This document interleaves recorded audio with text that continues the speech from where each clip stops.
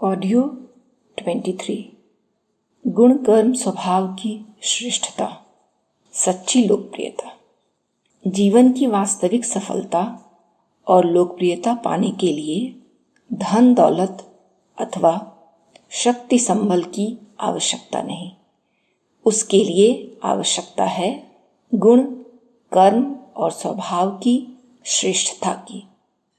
जब तक गुण कर्म स्वभाव में श्रेष्ठता का समावेश नहीं होगा, बहुत कुछ धन दौलत एवं शक्ति संपन्नता होने पर भी मनुष्य वास्तविक लोकप्रियता नहीं पा सकता। जो गुणी है उसका आदर क्या धनवान और क्या निर्धन दोनों ही करते हैं। उसकी पूजा प्रतिष्ठा बाह्य आधार पर नहीं होती, आंतरिक गुणों के कारण ही होती है। सहानुभूति, संवेदना, सहयोग, सेवा का गुण मनुष्य को वह लोकप्रियता प्राप्त करा सकता है जो एक धनवान लाखों हजारों रुपया खर्च करके भी नहीं पा सकता। सहानुभूति का एक शब्द, संवेदना का एक आंसू और सेवा का एक कार्य तनों स्वर्ण से भी अधिक मूल्यवान है। शोक के समय किसी को दिया हुआ सांत्वना का एक शब्द दीन दुखी अथवा आपत्ति पीड़ित व्यक्ति की सेवा, आर्थिक सहायता से कहीं अधिक संतोषदायक होती है। एक निर्धन एक धनाढ्य की अपेक्षा कहीं अधिक लोकप्रियता पा सकता है यदि वह अपने में वास्तविक गुणों का विकास कर लेता है। बादशाह होने के बाद हसन से किसी ने पूछा, आपके पास न तो पर्याप्त धन था और न सोना, फिर आप सुल्तान कैसे हो गए? हसन ने उत्तर दिया, मित्रों के प्रति मेरा सच्चा प्रेम, शत्रु के प्रति उदारता और मनुष्य के प्रति मेरा सद्भाव, इतनी सामग्री क्या सुल्तान होने के लिए पर्याप्त नहीं? जो सदाचारी है, सुकर्मवान है, उसका आचरण ही उसको लोकप्रिय बना देगा। लोग उस पर विश्वास करेंगे, उसे आदर की दृष्टि से देखेंगे और उसकी चर्चा करेंगे। कर्मों की श्रेष्ठता एवं निष्कलंकता में आस्था रखने वाला मनुष्य बड़े से बड़ा कष्ट उठाकर भी किसी को धोखा नहीं देगा। मिथ्याचरण अथवा आडंबर का अवलंबन न लेगा। कोई भी ऐसा काम न करेगा जिससे वह उसका परिवार, समाज, राष्ट्र अथवा मानवता लांछित हो। सुकृति के हृदय में छल कपट, ईर्ष्या, द्वेष, काम क्रोध आदि विकारों का वेग नहीं रहता। ऐसे चारुचरित लोग अपने कर्तव्यों, अधिकारों अथवा शक्तियों का प्रयोग ऐसी दिशा में नहीं करते जिससे उनकी नागरिकता एवं नैतिकता पर आंच आए। ऐसे श्रेष्ठ लोगों की तरफ लोकचित्त आकर्षित होने लगता है। ईरानी बादशाह अब्बास शिकार से वापस लौटते हुए अपने साथ एक चरवाहे युवक जिसका नाम मोहम्मद अली बेग था ले आए। यह चरवाहा हाजिर जवाब व प्रभावी व्यक्तित्व का मालिक था। मोहम्मद अली बेग को राज्य के कोषाध्यक्ष बना दिया गया। निर्धन परिवार का होते हुए भी इतने धन को देखकर उसका मन कभी विचलित नहीं हुआ। वह अपने आप को कोषालय का रक्षक मानता हुआ सादगीपूर्ण जीवन व्यतीत करता था। बादशाह के बाद उनका पौत्र शाह सफ़ी राज सिंहासन पर आसीन हुआ।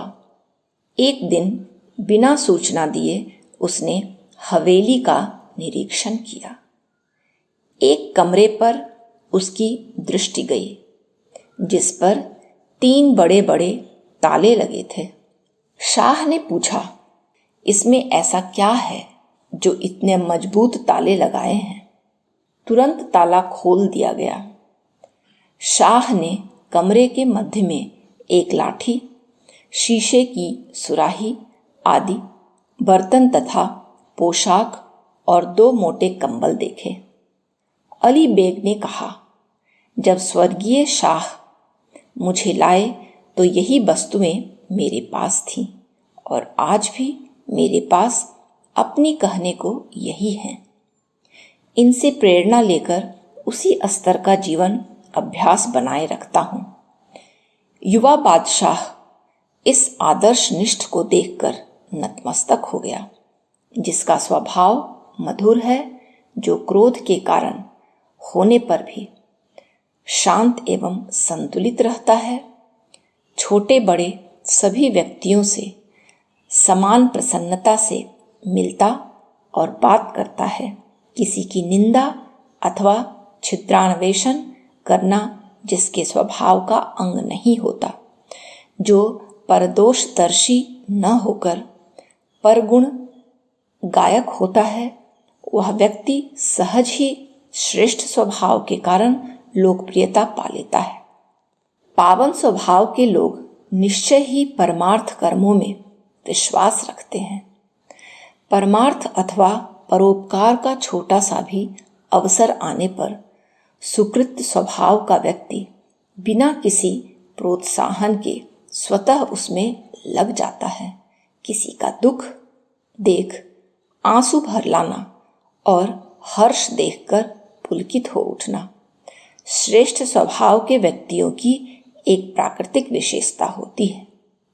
ऐसे पुनीत पुरुषों को भला कौन न जानेगा और कौन न याद करेगा। राजा बालीक के किसी बात पर रुष्ट होकर अपने प्रधानमंत्री भद्रजीत को पद से हटा दिया।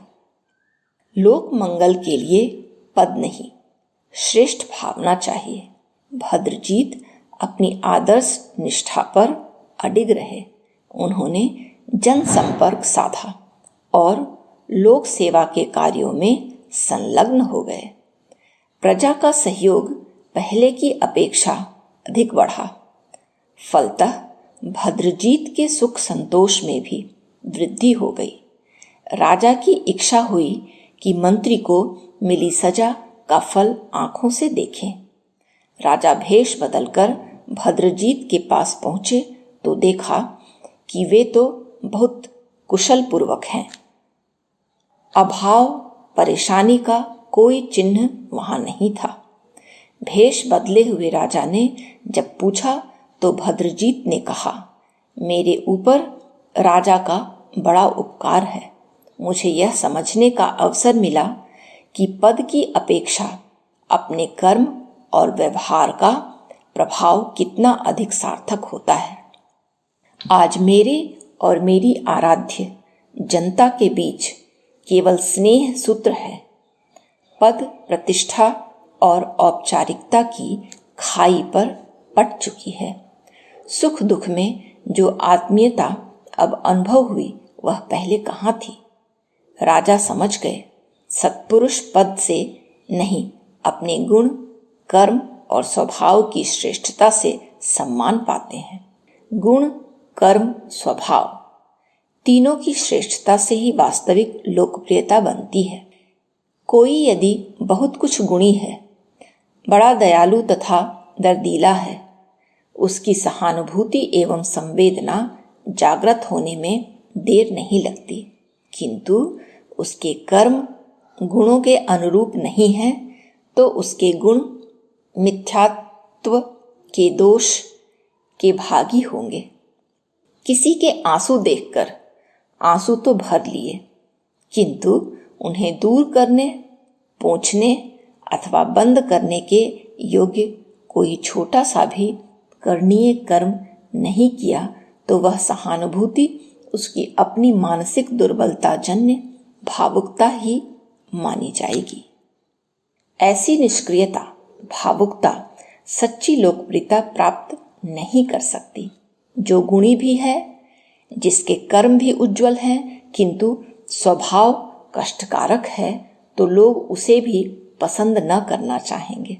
किसी से सहानुभूति रखकर उसकी सक्रिय सहायता करने वाला यदि भावावेश में उससे कोई कठोर बात या व्यवहार कर बैठेगा तो उसके सारे किए कराए पर पानी फिर जाएगा। अस्तु वास्तविक लोकप्रियता प्राप्त करने के लिए गुण, कर्म, स्वभाव तीनों का श्रेष्ठ होना आवश्यक है।